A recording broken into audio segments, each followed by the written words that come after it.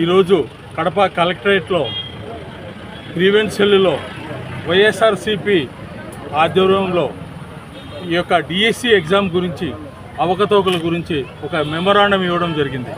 ఈ మెమొరాండానికి ముఖ్యంగా మా యొక్క మాజీ ముఖ్యమంత్రి రాష్ట్ర అధ్యక్షులు శ్రీ జగన్మోహన్ రెడ్డి ఆదేశాల ప్రకారము, అదేవిధంగా రాష్ట్ర ఎస్సీసీఎల్ అధ్యక్షులు మన సుధాకర్ బాబు, అలాగే కొమ్మూరి కనకరావు యొక్క సూచనల మేరకు ఈరోజు మెమొరాండం ఇవ్వడం జరిగింది.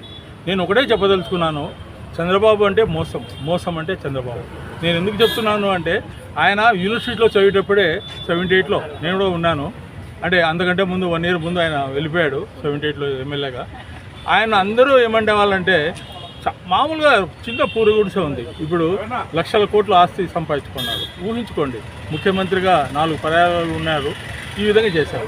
ఇప్పుడు అదే బాటలో వాళ్ళ కుమారుడు లోకేష్ గారు కూడా ఈ యొక్క డిఎస్సి ఎగ్జామ్స్లో అందరికీ మోసం చేశాడు. ఎందుకు చెప్తున్నానంటే, ఇప్పుడు ఎస్సీ కోటాలో వచ్చే పోస్టులు ఎట్లా ఉంటాయి, అలాంటి వాళ్ళను ఎస్సీలో ఎక్కువ మార్కులు వచ్చిన వాళ్ళు ఉంటారు, ఇప్పుడు హైయెస్ట్ ఉంటాయి, వాళ్ళని ఓసీలో తీసుకొని ఎస్సీ కోటా మళ్ళీ ఎస్సీ వాళ్ళకు రిజర్వ్ చేయాలి, అది పద్ధతి.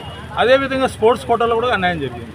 ఎందుకు చెప్తున్నానంటే, ఖోఖోలో కానీ ఈ చిన్నవి ఉన్నాయన్నమాట, అవన్నీ కబడ్డీలు కానీ దీనిలలో ఎక్కువ మందిని రిక్రూట్మెంట్ చేసుకున్నారు.